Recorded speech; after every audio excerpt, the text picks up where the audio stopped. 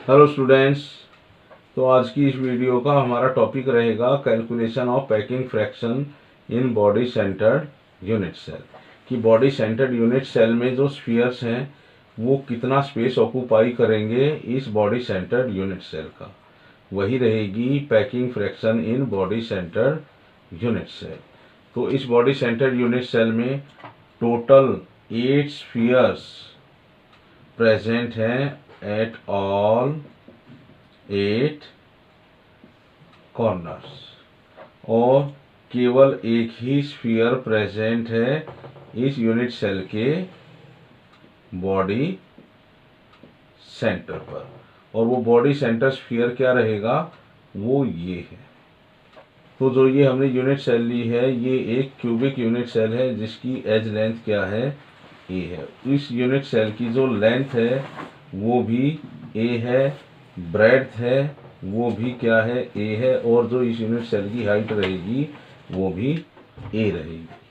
तो वॉल्यूम क्या रहेगा इस यूनिट सेल का, volume of unit cell is equal to A cube. और जो ये स्फीयर हमें दिखाई दे रहे हैं इस यूनिट सेल की डिफरेंट लोकेशन पर, उस स्फीयर का रेडियस कितना है, आर है। तो इस यूनिट सेल में टोटल कितने स्फीयर्स प्रेजेंट होंगे उनको हम कैलकुलेट करेंगे, और उन्हीं से हम कैलकुलेट करेंगे कि उन सभी स्फीयर्स ने इस बॉडी सेंटर्ड यूनिट सेल का कितना वॉल्यूम ऑक्यूपाई किया है। तो सबसे पहले हम कैलकुलेट करेंगे total number of spheres in body centred unit cell. तो सबसे पहले हम कैलकुलेट करेंगे contribution of all corner particles to this unit cell. तो कॉर्नर पार्टिकल्स का क्या कंट्रीब्यूशन रहेगा इस पर्टिकुलर यूनिट सेल के लिए। तो जो भी पार्टिकल या स्फीयर किसी यूनिट सेल के कॉर्नर पर प्रेजेंट होता है उसका कंट्रीब्यूशन होता है उस यूनिट सेल के लिए 1/8।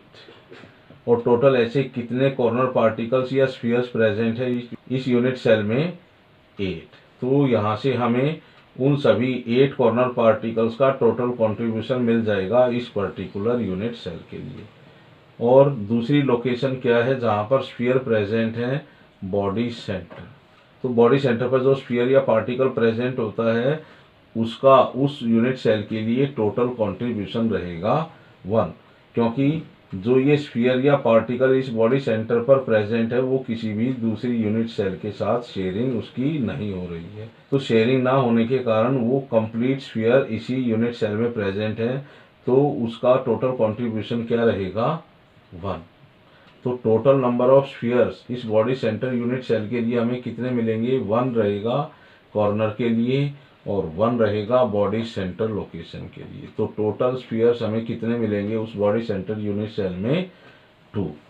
तो जितने भी स्फीयर्स या पार्टिकल्स प्रेजेंट होते हैं किसी यूनिट सेल में उसको हम डिनोट करते हैं बाई z, और z की वैल्यू इस बॉडी सेंटर यूनिट सेल के लिए क्या आती है, 2।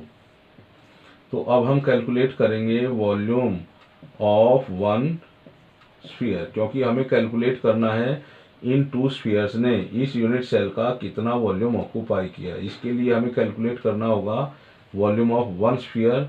उसके लिए क्या फॉर्मूला रहेगा, 4/3 पाई आर क्यूब। ये जो वॉल्यूम है ये वॉल्यूम उस सिंगल स्फीयर का रहेगा। तो इस यूनिट सेल में टोटल कितने स्फीयर्स प्रेजेंट हैं, 2। वॉल्यूम ऑफ यूनिट सेल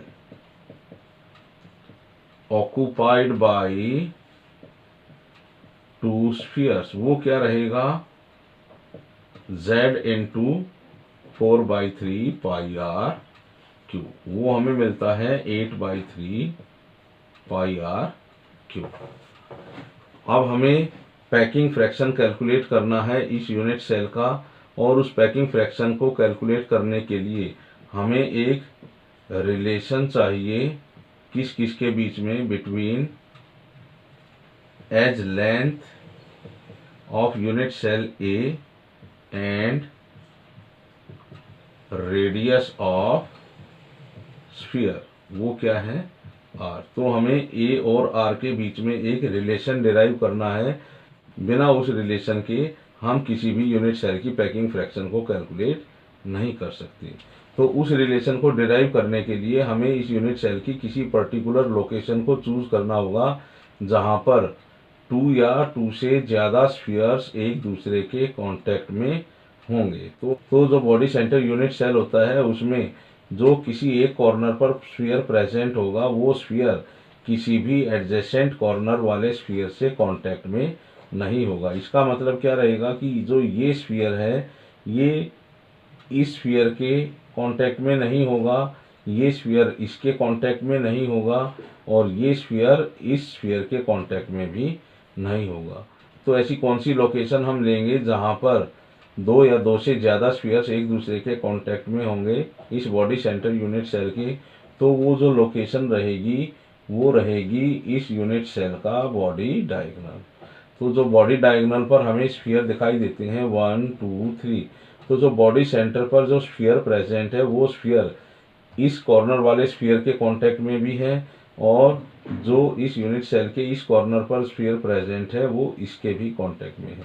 इसका मतलब क्या रहा कि जो ये बॉडी सेंटर स्फीयर है ये 2 अपोजिट कॉर्नर वाले स्फीयर्स के डायरेक्ट कांटेक्ट में है। तो हमें इसी बॉडी डायगोनल को चूज करना होगा to derive the relationship between edge length and radius of sphere. तो यहाँ पर जो बॉडी डायगोनल है हम इसको चूज करेंगे to derive the relationship between edge length of unit cell A and radius of sphere. तो मान लेते हैं ये पॉइंट ए है और ये बी है और इस ए को हम इस फ्रंट वाले कॉर्नर से मिलाएंगे तो ये पॉइंट हमारा आ जाएगा सी। तो अब ये एक राइट एंगल ट्रायंगल है, इस तरह से रहेगी ये राइट एंगल ट्रायंगल। ये ए है, ये सी है, ये बी है। तो यहाँ पर जो मिड में स्फीयर प्रेजेंट है वो इस कॉर्नर पार्टिकल के भी कांटेक्ट में है और इस कॉर्नर वाले पार्टिकल के भी कांटेक्ट में है। तो यहाँ जो रेडियस रहेगा इस स्फीयर का वो कितना है, आर है।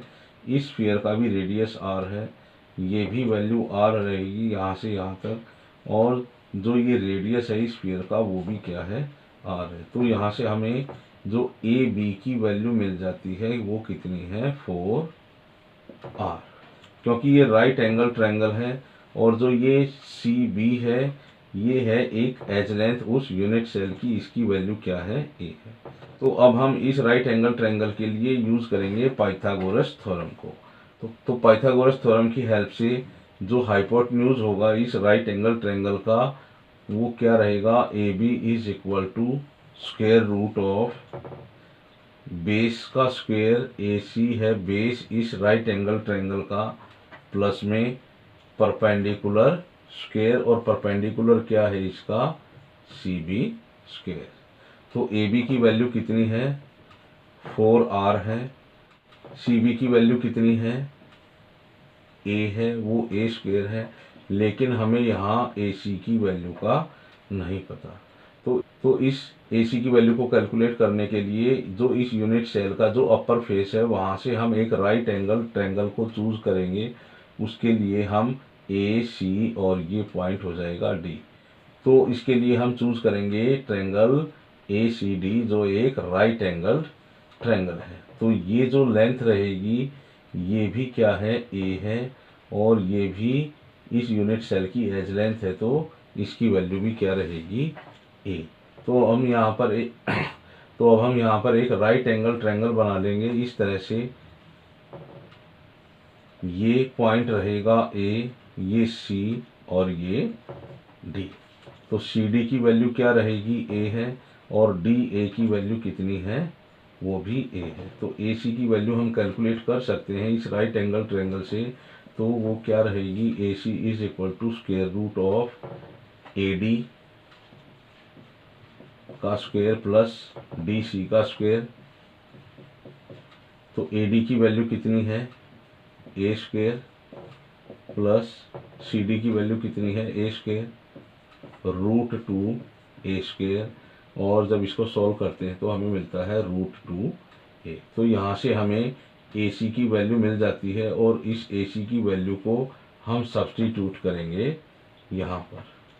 तो 4r is equal to √2a का square plus a square is equal to 2a square plus a square का स्क्वायर रूट, और हमें मिलता है 3a स्क्वायर का स्क्वायर रूट। तो जब हम इसको सॉल्व करेंगे तो हमें मिलता है √3a, और जो √3a है, और जब हम इसको सॉल्व करेंगे तो हमें क्या मिलेगा, √3a, और जो √3a है वो किसके इक्वल है, 4r। तो 4r is equal to √3a। तो यहाँ से हम इस एज लेंथ a की वैल्यू कैलकुलेट कर सकते हैं, वो क्या रहेगी, 4/√3r। तो अब हमने एक रिलेशन डिराइव कर लिया है between edge length a and radius of sphere. तो अब हम इस बॉडी सेंटर यूनिट सेल के लिए पैकिंग फ्रैक्शन को कैलकुलेट कर सकते हैं। पैकिंग फ्रैक्शन को कैलकुलेट करने के लिए क्या फॉर्मूला रहेगा, पैकिंग फ्रैक्शन और efficiency, volume Z into volume of one sphere divided by volume of unit cell। तो Z की वैल्यू क्या कैलकुलेट की थी हमने 2, और वॉल्यूम ऑफ वन स्फीयर क्या है 4/3 पाई r क्यूब, और वॉल्यूम ऑफ यूनिट सेल क्या है a क्यूब। लेकिन हमें पता है a की वैल्यू क्या है 4/√3r। तो यहाँ पर हम a की जगह लिखेंगे 4/√3r। तो 2 × 4/3 पाई r cube divided by 4/√3r का होल क्यूब। तो 8/3 पाई r cube divided by cube रहेगा यहाँ पर 64/3√3r क्यूब। तो r क्यूब से r क्यूब कैंसिल हो जाएगा, और जब हम इसको सिंप्लीफाई करेंगे 8/3 पाई मल्टीप्लाई 3√3/64, तो 8 8 64, 3 से 3 कैंसिल हो जाएगा, और हमें मिलेगा π√3/8। और जब हम इसको सॉल्व करेंगे तो हमें मिलेगा 0.68। तो यहाँ पर जो पैकिंग फ्रैक्शन रहेगा इस बॉडी सेंटर यूनिट सेल के लिए वो क्या रहेगा, 0.68, और परसेंटेज ऑफ स्पेस ऑक्यूपाइड वो रहेगा 0.68 × 100 इज इक्वल टू 68%। तो जो ये बॉडी सेंटर यूनिट सेल है इसका टोटल 68% स्पेस इन सभी 2 स्फीयर्स ने ऑक्यूपाई किया है। तो इस बॉडी सेंटर यूनिट सेल में कितना परसेंट स्पेस फ्रीली अवेलेबल है जिनको इन स्फीयर्स ने ऑक्यूपाई नहीं किया है, उसको भी हम कैलकुलेट कर सकते हैं।